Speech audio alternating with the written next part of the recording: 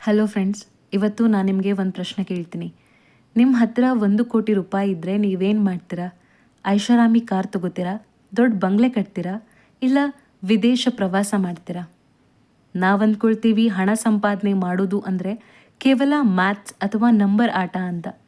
ಆದರೆ ಖ್ಯಾತ ಲೇಖಕ ಮಾರ್ಗನ್ ಹೌಸೆಲ್ ತಮ್ಮ ಸೈಕಾಲಜಿ ಆಫ್ ಮನಿ ಪುಸ್ತಕದಲ್ಲಿ ಹೇಳ್ತಾರೆ, ಹಣ ಗಳಿಸುವುದು ಮತ್ತು ಉಳಿಸುವುದು ನಿಮ್ಮ ಬುದ್ಧಿವಂತಿಕೆಯ ಮೇಲಲ್ಲ, ನಿಮ್ಮ ನಡವಳಿಕೆ ಅಂದರೆ ನಿಮ್ಮ ಬಿಹೇವಿಯರ್ ಮೇಲೆ ನಿರ್ಧಾರವಾಗುತ್ತೆ. ಈ ಪುಸ್ತಕ ಏನು ಹೇಳುತ್ತೆ ಅನ್ನೋದನ್ನು ಒಂದು ಸಣ್ಣ ಕಥೆಯ ಮೂಲಕ ಹೇಳ್ತೇನೆ ಕೇಳಿ.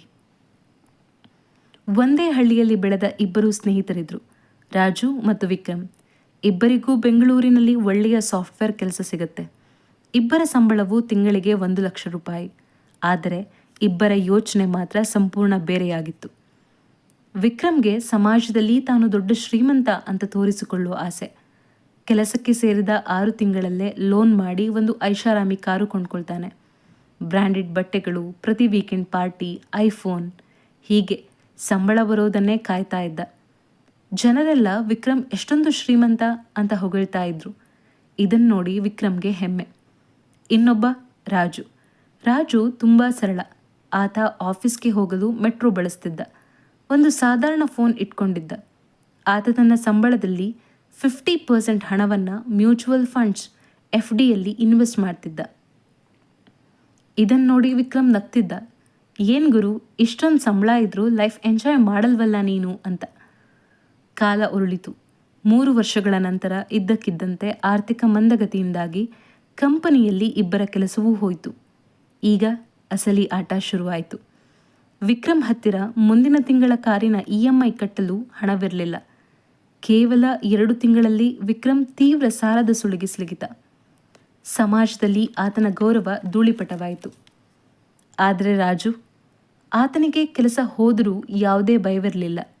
ಯಾಕಂದರೆ ಕಳೆದ 3 ವರ್ಷಗಳಲ್ಲಿ ಆತ ಮಾಡಿದ ಹೂಡಿಕೆ ಮತ್ತು ಎಮರ್ಜೆನ್ಸಿ ಫಂಡ್ ಆತನಿಗೆ ಮುಂದಿನ 2 ವರ್ಷ ಕೆಲಸವಿಲ್ಲದಿದ್ದರೂ ಆರಾಮಾಗಿ ಬದುಕುವಷ್ಟು ಶಕ್ತಿ ನೀಡಿತು. ರಾಜು ಆರಾಮಾಗಿ ತನಗಿಷ್ಟ ಬಂದ ಸ್ಕಿಲ್ ಕಲಿತು ಇನ್ನೂ ಒಳ್ಳೆಯ ಕೆಲಸ ಗಿಟ್ಟಿಸಿಕೊಂಡ. ಸ್ನೇಹಿತರೆ, ಈ ಕಥೆಯಿಂದ ಕಲಿಯಬೇಕಾದ ಸೈಕಾಲಜಿ ಆಫ್ ಮನಿಯ 3 ಮುಖ್ಯ ಸೂತ್ರಗಳು ಇಲ್ಲಿವೆ. ಮೊದಲನೆಯ ಸೂತ್ರ, being rich versus being wealthy. Vikram rich ಆಗಿದ್ದ, ಅಂದರೆ ಅವನ ಹತ್ತಿರ ತೋರಿಸಿಕೊಳ್ಳಲು ಕಾರು, ಬ್ರ್ಯಾಂಡೆಡ್ ಬಟ್ಟೆ ಇತ್ತು. ಆದರೆ ರಾಜು ವೆಲ್ದಿ ಆಗಿದ್ದ, ಅಂದರೆ ಅವನ ಹತ್ತಿರ ಕಾಣಿಸದ ಸಂಪತ್ತಿತ್ತು. ಅದು ಆತನಿಗೆ ಬ್ಯಾಂಕ್ ಬ್ಯಾಲೆನ್ಸ್ ರೂಪದಲ್ಲಿ ಸುರಕ್ಷತೆ ನೀಡಿತ್ತು. ಎರಡನೆಯ ಸೂತ್ರ, ಫ್ರೀಡಮ್. ಹಣದ ಅತ್ಯುನ್ನತ ರೂಪವೆಂದರೆ ನಿಮಗೆ ಇಷ್ಟ ಬಂದ ಸಮಯದಲ್ಲಿ ಇಷ್ಟ ಬಂದವರ ಜೊತೆ ಇಷ್ಟ ಬಂದ ಕೆಲಸವನ್ನು ಮಾಡುವ ಸ್ವಾತಂತ್ರ್ಯ. ರಾಜುಗೆ ಇತ್ತು, ವಿಕ್ರಮ್ಗೆ ಇರಲಿಲ್ಲ. ಮೂರನೆಯ ಸೂತ್ರ, control your ego. Show of ಮಾಡುವ ಖರ್ಚು ನಮ್ಮ ಅಹಂಕಾರದ ಪ್ರತೀಕ. ನಿಮ್ಮ ಅಹಂಕಾರವನ್ನು ಮೈನಸ್ ಮಾಡಿದರೆ ಉಳಿಯುವುದೇ ನಿಮ್ಮ ನಿಜವಾದ ಉಳಿತಾಯ. ಆದ್ದರಿಂದ ಫ್ರೆಂಡ್ಸ್, ಮುಂದಿನ ಬಾರಿ ನೀವು ದುಬಾರಿ ವಸ್ತುಗಳನ್ನು ಕೊಳ್ಳುವ ಮುನ್ನ ಯೋಚಿಸಿ, ಇದು ನಿಮ್ಮ ಅಗತ್ಯನಾ ಅಥವಾ ಸಮಾಜಕ್ಕೆ ತೋರಿಸಿಕೊಳ್ಳುವ ಆಟನಾ?